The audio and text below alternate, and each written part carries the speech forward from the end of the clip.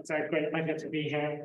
Thank you personally the organisers for inviting me to this conference.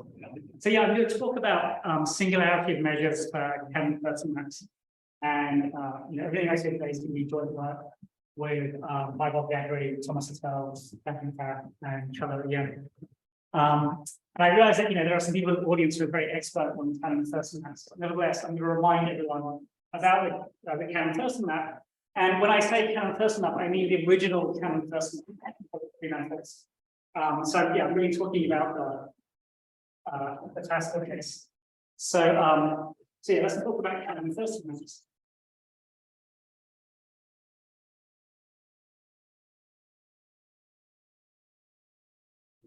And so yeah, let's suppose we want to construct free manifolds. And so one way of constructing a free manifold is to start with a two manifold on the surface. And so let's take surface cross I, and here's F cross I, and let's glue the top to the bottom with some sort of homomorphism. So this is the mapping porous construction, it's standard construction topology. And so here S should be it should be closed. So that means compact and no boundary, it should be orientable. And so phi should be a homomorphism. And let's say it's orientation preserving. But in fact, if you care about the homomorphism at the end, the manifold you get, if you change the map by an isotopy, it doesn't change the manifold. So we can really think of the map up to isotopy, but of course that means that you can really think of phi as an element of the mapping class group of the surface. And so yeah, just to be explicit, so I'm putting some equivalence relation on this, and so I'm gluing x comma 0 to phi of x comma 1 in this construction.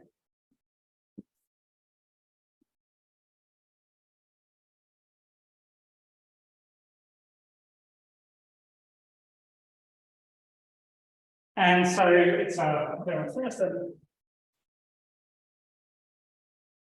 that this manifold, which I would probably call M, of course it depends on the gluing map phi, is hyperbolic.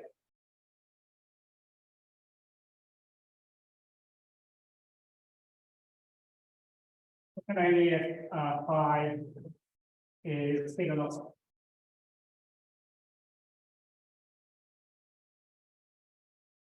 So, okay, so maybe I'll just remind you about what those two words mean. So here by hyperbolic, I really mean in the Riemannian manifold sense.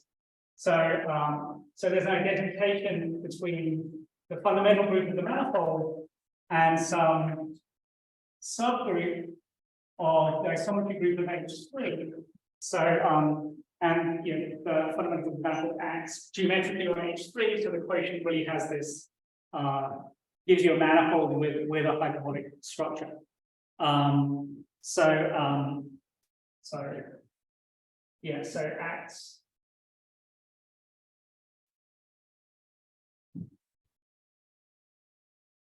Geometrically, by which I mean co-compactly, discretely, properly discontinuously, whatever you need for the equation to be a nice manifold. And so you can really think of them as this manifold is sort of coming from, some tiling of hyperbolic space. So here's a picture of hyperbolic space. So there's some specific polyhedron, which I can't draw really, which tiles hyperbolic space, giving you that hyperbolic structure on the manifold. So, and so, what does it mean for the manifold? Sorry, what does it mean for the map to be pseudo-nosal?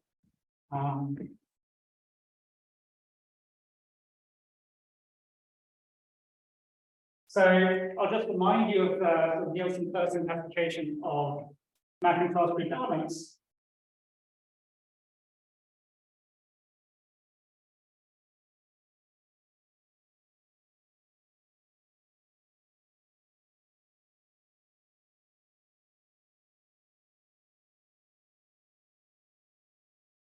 So elements fall into three sort of types. There's the periodic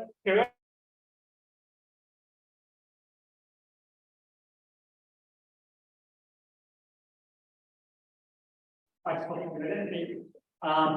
You're reducible if you fix a simple closed curve. And then there's everything else, which is, I'm just going to abbreviate to PA, which is pseudo-nozzle. And so, okay, so when you first, if I just, but of course, these things come with a bunch of extra structure. And I need to actually know a little bit about that extra structure. So I'm going to tell you now a little bit about pseudo-nozzle maps. And so, in fact, why don't I give you an example? So let's give you an example of a nozzle map. So if you take the torus,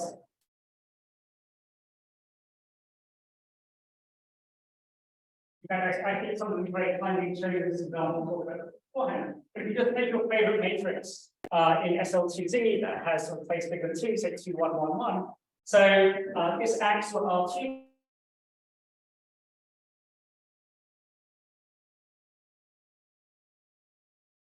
For itself. And so what does that look like? Well, so this matrix is diagonalizable over R. It has two eigenvalues.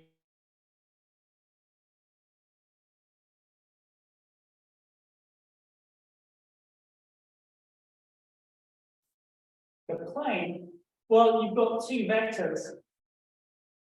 Let's call them E1 and E2. And so one is going to get expanded by lambda, and one is going to get contracted by 1 over lambda. So if you look at all of the curves sort of parallel to these vectors on the torus, that gives you a pair of foliations on the torus. One parallel to one eigenvector and one parallel to the other eigenvector. And so this map acts locally by stretching one of those foliations by a factor of lambda and contracting the other foliation by a factor of lambda. So the sort of picture I have in mind here is sort of, here's some sort of local chunk of the torus. It has these two transverse foliations, and when you hit this with a time, what do you get? Well, you get expanded by lambda in one direction, and you get contracted by lambda in the other direction. And so then what's a good example of a pseudo-nozzle map? Well, essentially just take any branch cover on this picture. So when you go to higher genus surfaces, well, all of your foliations have to have singularities. So an example of a nozzle map. So an example of a pseudo-nozzle map is take a branch cover.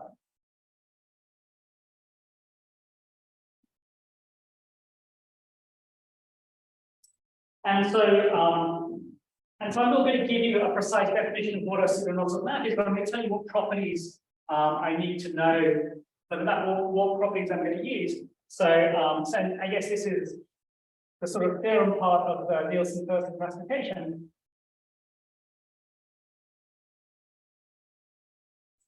So every pseudo-nozzle map has a pair of these transverse foliations. So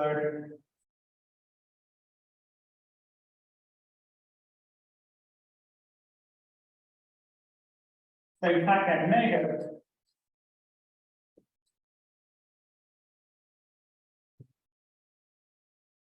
varying foliations for plus F minus, and phi expands, or I can say scales F plus phi lambda, and say F minus phi. Not over lambda. So of course we can't have a foliation on a higher genus surface without singularities. So, but if you think about the branch cover picture, so I mean here's sort of I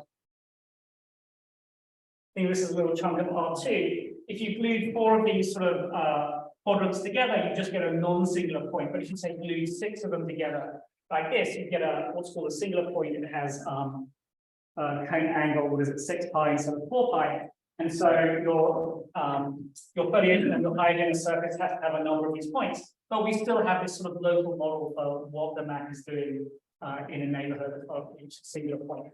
And so that's the sort of structure that we're going to use that the pseudo-nozzle maps have for our purposes. Okay, any questions about anything I said? Okay, so what is the Cannon-Thurston map?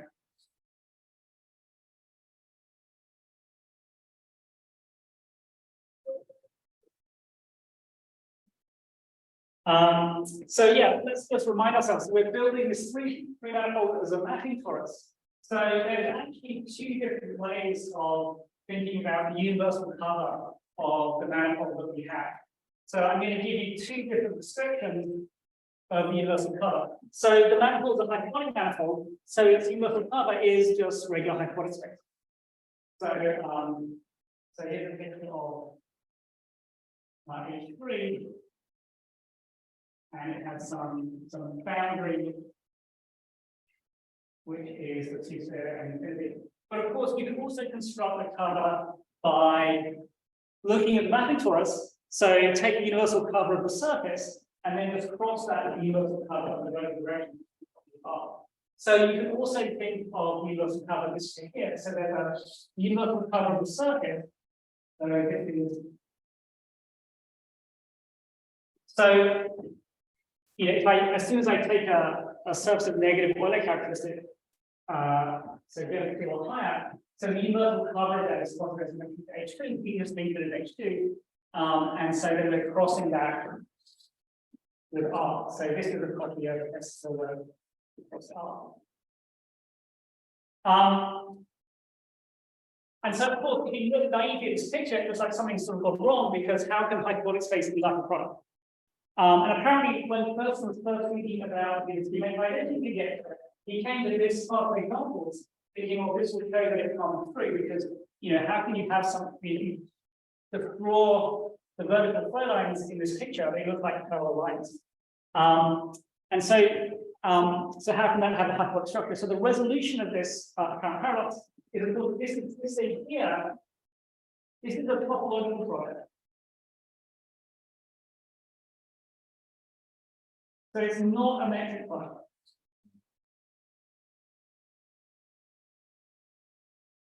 Because after all, what metric do you want to put on that object? Well, you'd want to pick some, well, one way to do that is pick a metric of a free manifold and just lift it to the universal cover. And when you lift that metric, it doesn't really give you a product structure. So these lines will in fact not be parallel in that metric. But nevertheless, we can look at the following. So if you just think about the universal cover of the surface, okay, I'm just going to draw it down here. So here's the universal cover of the surface. So there's an inclusion map from that into the universal cover. So and so okay. Yeah, I can get any more.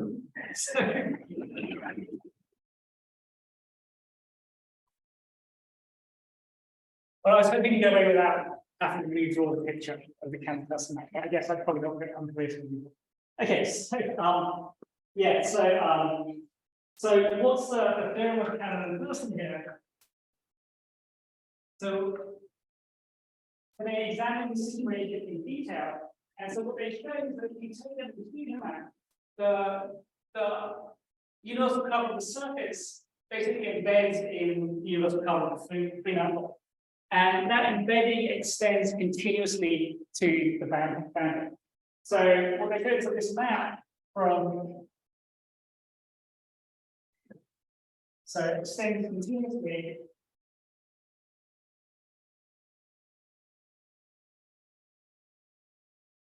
And in the spirit of laziness, I'm going to give it the same name, but it's going to, so it's going to be the boundary of the universal cover here, which is copy S1 to the boundary of the universal cover there, which is a copy of S2. And so then, what does the image of this map look like? Well, actually, the surface subgroup is actually a normal subgroup inside Pi1n, so its image in the boundary has to be sort of nothing or everything. And so in fact, this is an example of a sphere that map. It's a continuous map from the circle to the sphere, which is actually wanted. And so the problem with that picture on the left up there is that the universal cover of the surface, which is often called the fiber, that fiber surface is not quasi-isometrically embedded in the universal cover. So if I were to try and draw pictures of it sort of more naturally than the right-hand picture, as you move away from the origin, it gets sort of more and more waggly until it eventually sort of limits out on the whole spectrum. So, and so this is the original Cannon-Thurston map. And so, of course, this has been generalized now to many other situations. But what I'm going to talk about is really this classical setup. Okay. Any questions? So, sorry. Well, you know, it actually, if you look in Thurston's original paper, essentially, if you want to get a pretty picture, instead of trying to draw all of it, you just sort of take a large copy of the disk and draw that, and you get some pretty fractal looking thing. But of course, the larger the disk you pick, the more it looks like sort of just a blank covering your surface. So yeah, so it's one of those things where actually the approximations of the thing look prettier than the actual thing itself. Yeah. Okay, so so I talked a bit about Cannon-Thurston maps. I'm also going to just remind you of what it means for two measures to be singular. So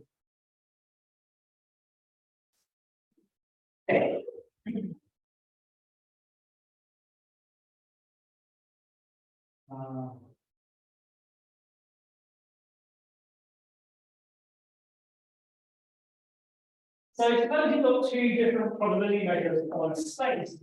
They're singular if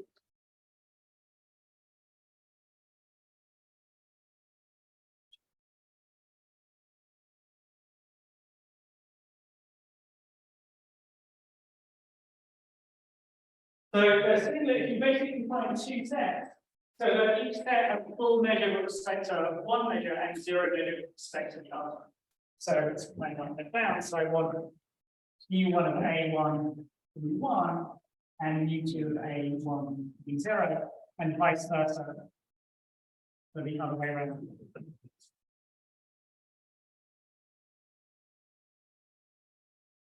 And so one way of thinking about this intuitively is that your measures are sort of seeing sort of different generic subsets of your space. That there's a full measure set for one measure which has measure 0 with respect to the other, and vice versa. And so you know, when I start the measures, that's what I'm going to be looking for. I'm going to be looking for ways of distinguishing the two measures by finding sort of sets which are generic for one, but measure 0 for the other. And because I'm a sort of geometric person, I actually want my set to have some sort of geometric perfect. So I'll talk about that as well. So, what sort of measures am I going to put on things here? So, well, okay, so there's two natural measures that we need to see sitting there, which are the two Lebesgue measures on the circle and on F2. So, so I've got the Lebesgue measure on the circle, and I've got the Lebesgue measure on F2. And you might complain that those things are actually measures on different spaces. So just take the push forward of the circular measure by the Cannon-Thurston. So now those two measures are two measures on the strip. And so, and you know, hopefully, well, I mean, the intuition is that those should be totally different measures. One is just a natural Lebesgue measure on the sphere, the other is coming from this natural measure on S1, but that's pushed over to S2 in some very crinkly and possibly hard to understand way. So those are like two of my measures. And so where are the other measures coming from? Well, another way of constructing measures on the boundary of the space is to say take the hidden measures coming from random walks. And so I think we talked about this already, so I'll do a very sketchy overview of what a random walk is. So if you take the group and a probability measure on G, so this is going to be a group, and for my purposes, that group is either going to be the fundamental group of the surface or the fundamental group of the free manifold, and this is going to be a probability measure. And it can be finitely supported.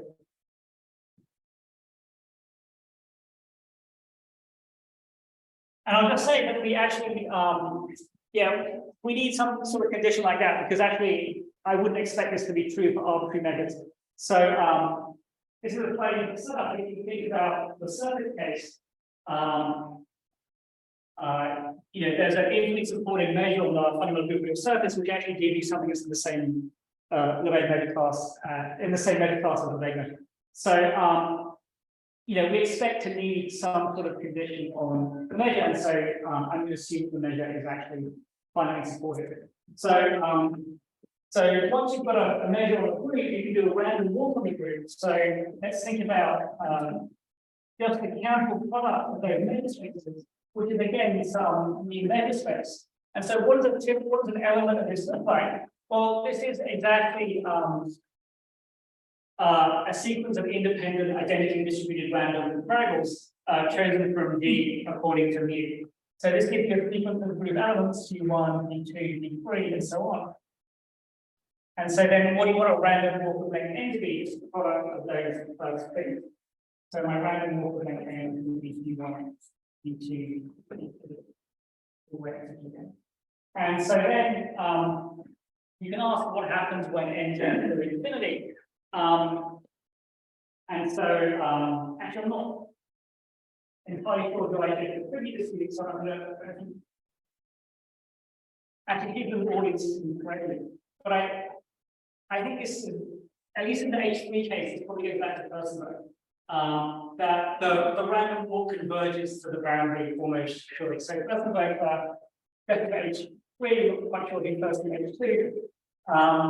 But so if you for your group acts on Hn, and so if you pick some base point here, you can look at the image of the base point under this sequence of group elements, and it gives you some path which eventually runs off and converges to a particular point in the boundary formation.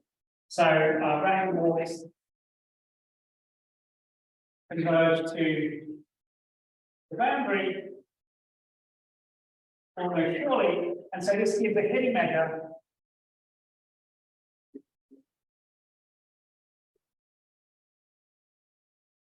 on the boundary hypothesis. So now we have another two measures arising. So because we can do a random walk on the free manifold group. So in fact, let's add in this here.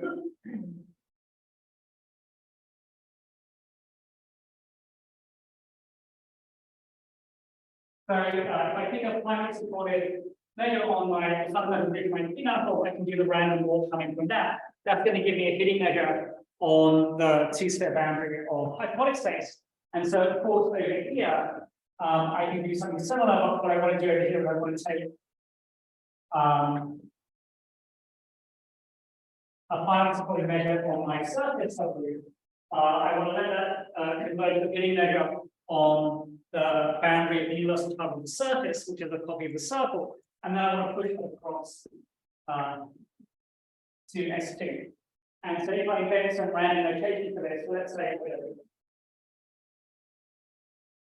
let's use the particular sign there. So mu1 and mu2 are mutually singular. So what turns out to be the case is that these two things are mutually singular with respect to those things. So what we can do is we can distinguish the measures coming from the surface from the measures coming from the full free manifold.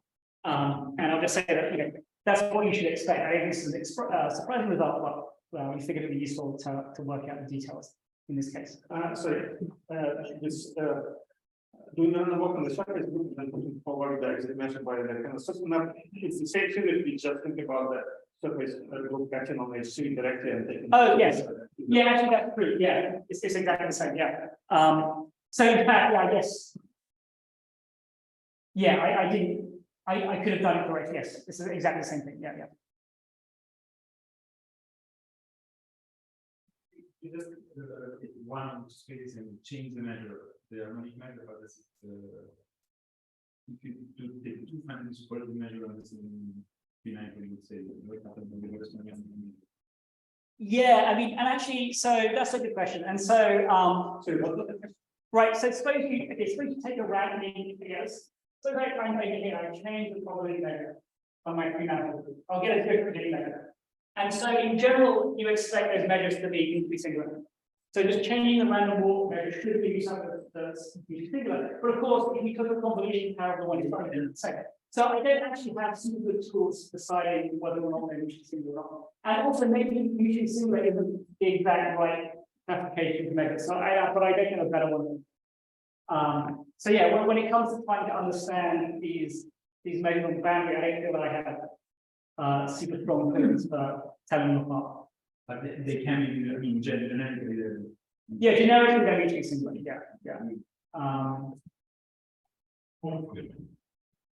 There are no good theories of that. We can. Well, It's not actually not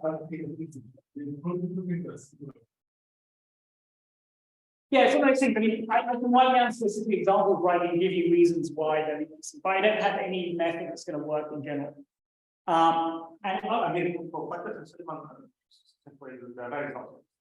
Yeah, that's right, so well, for example, I mean, here's a notorious problem is that even if you take a finitely supported random walk on a surface group, can you get a measure that's in the same measure class as Lebesgue measure? And everyone expects the answer to be no, but no one knows how to show that. So that's sometimes what we like to show is that these two things, but we can't show it. That's sort of it's been a long-standing open problem now. And as far as I know, that problem's, I mean, essentially this problem isn't known either. So yeah, and I should say, and I think there's some software. If you look at the non-discrete measures, there's a paper of Bourgain where he shows that in the non-discrete case, you can find things that are in the same Lebesgue measure as, in the same measure class as the Lebesgue measure. It's maybe slightly surprising. And I'll also say that actually it's easier in the cusp case. So this is one of the weird situations in which the cusp case is easier than the compact case. So if your manifold has cusps, effectively these two things are going to be different because maybe I can understand. So in the cusp case, Randbecker and Chiozzo.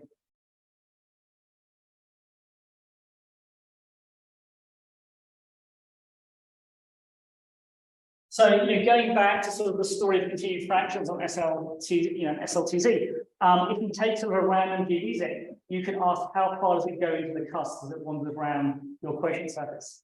And so what you can do is you can use those cusps to sort of count the excursion time of the cusp, and you get different answers in different dimensions. And so Randbecker and Chiozzo work is about hyperbolic manifold with cusps and show you get a different answer in each dimension. And so essentially distinguishes 2 and 3 dimensions. No, I mean, I guess maybe there's a little bit of extra work to do because you're pushing things across, but which I certainly haven't done, but I would expect it to help. So that's where I would look for doing the different dimensional cases. Any other questions? What did they show? Because the show they already showed 30 years ago that they have non-uniform lattice. Any project measure this stuff, but then at one moment we have a station, we have a single station momentum. Oh, so they compute the excursion statistics into the cusps. So if you take a maybe I'll go picture universal cover. If you take sort of when I talk about random GDZs, you've got your hidden measure on the boundary. Pick 2 points according to the hidden measure and just connect them with a GDZ. That's the notion of random GDZ. And as you run along the GDZ, it's going to go into the cusps and out of the cusps at some, and so there's some growth rate. So if you start here at time 0, you can ask at time t, what was the largest size of cusp excursion you saw? And Randbecker and Chiozzo compute that for cusp hyperbolic manifolds. And I totally forget what the actual answers is, but there's some following of both. Any other questions? Yeah, so you know we should expect that the Lebesgue measure on the S1 should be rated or pushed forward and one is super. Because should we expect that also for other types of space spring curves that don't come from like Cannon-Thurston? Like if you build it, is it a dimensional thing or is it a hyperbolic? I would expect it, yes. I mean, I'm not sure I have a reason, but in general, you expect the measure should be different unless you put some work into trying to make it make sense. So yeah. So I mean, I mean, maybe a better answer is the short answer is I don't really have any idea, but I would guess. Something like this, a bit like Hilbert curve. But this would be the same, but I can see the little intervals go to. Oh, okay. Okay, then okay, maybe, Yes. okay, thank you. Then I should probably say I really have no idea.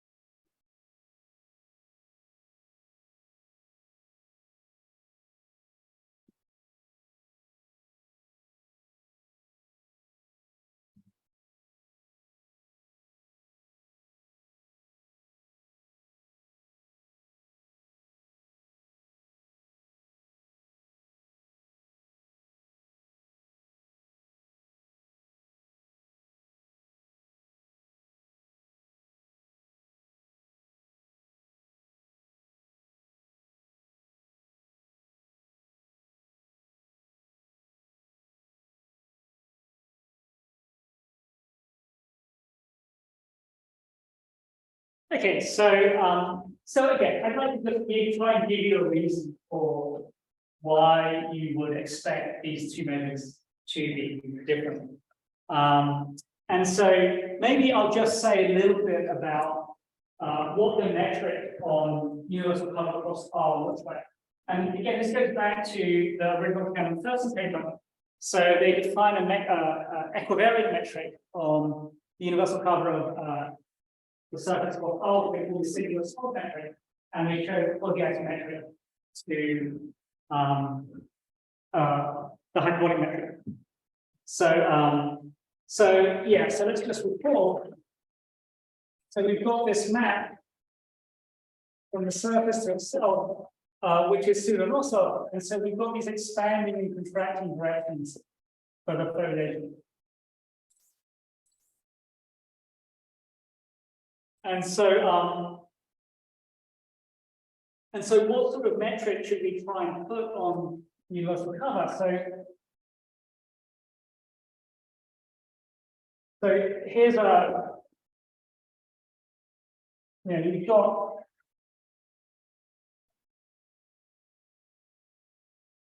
I can look at I can if I pick one list of universal cover into this product, then I can look at its images on the fly and get this sort of Z's worth of pre-images of universal cover, pre-images of universal cover of the surface in the universal cover of the free manifold, and I can start to think about what sort of metric I want on this thing here. And so you can think that suppose you take a long path in this surface here, which is parallel to one of these contracting or expanding directions. So in that case there's probably going to be a shortcut that you could take by going up or down to the next pre-image of the universal cover in your product. So for example, if this thing here has length L and it's parallel to one of these things here, if I go up and then across and then down again, so if I'm running parallel to the contracting direction, when I go up, then in fact I've taken a shortcut by a factor of LA when lambda. So if I go up and across and down, that's a shorter path than just traveling along here. And so in fact, and if you think about that, this gives you sort of very sort of hyperbolic behavior. So if I look at a vertical slice through one of these leaves in the contracting direction, so there's this foliation there by the contracting direction. If you go up, so what you actually want to do is you want to go up distance, say, roughly log K, and then this is roughly distance 1, and that's going to be the most efficient path. And so if you remember, this is maxed out hyperbolic space. This looks very much like a copy of hyperbolic space stuck inside your product. And so in fact, I mean, I can actually write it down explicitly, but this is the metric used by Cannon-Thurston. They actually write down an explicit local metric, which looks something like this.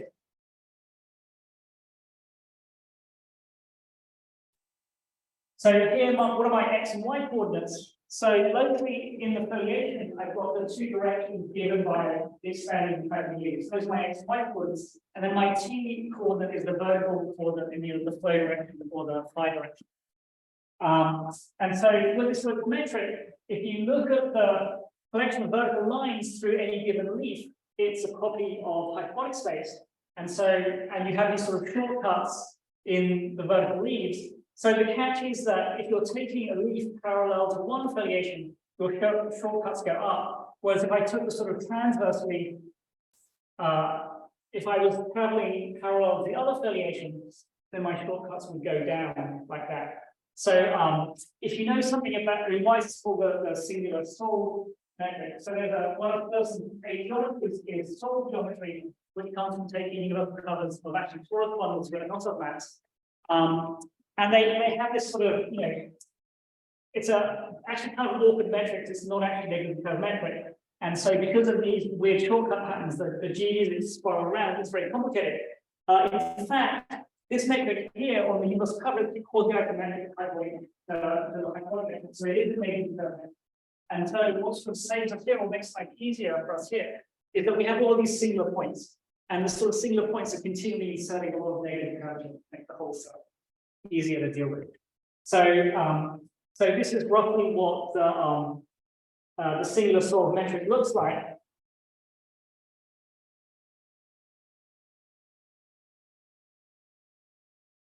And I want to use this picture to sort of describe geodesics and quasi-geodesics in my space. So,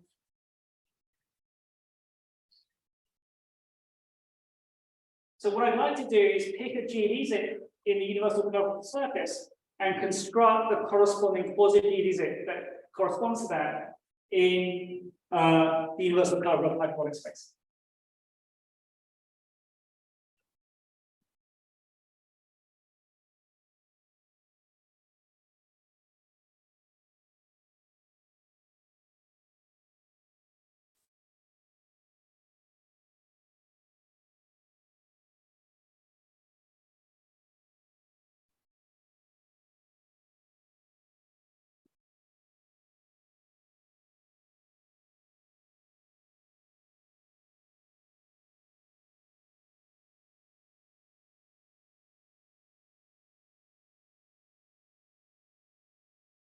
Yeah, I guess this talk really just has one picture. I'm just going to draw the same picture over and over again.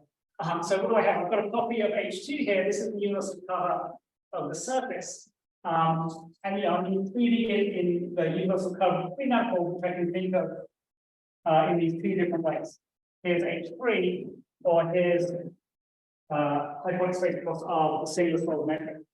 And so if I pick a geodesic at random over here, so with respect to either of my two measures, I can do this just with two measures from the boundary, pick 2 points according to those two measures, and take the corresponding geodesic. So the Cannon-Thurston map sends these 2 points generally to two different points over here. So there's some other geodesic over there corresponding to that. And the question is, can I describe it? And the answer is basically yes. So if I look at the image of this geodesic over here, it's no longer a quasi-geodesic. Because whenever that geodesic travels very close to one of my variations, so if I explore the geodesic in a different color,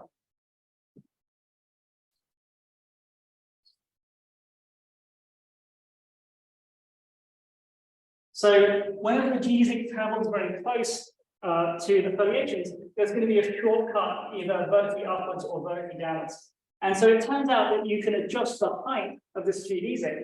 So yeah, let's take a vertical coordinate, let's call it Z. So I can write down a function Z of t, which is, again, I'm not going to define this precisely, but I'll just say this is roughly log of d of t.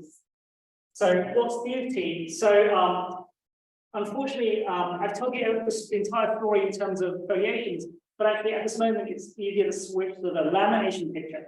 So instead of thinking of the flat surface with the two measured variations, switch to the hyperbolic surface with the corresponding laminations, and then just look at the distance in the unit tangent model from the geodesic to one of the laminations. And that gives you a number.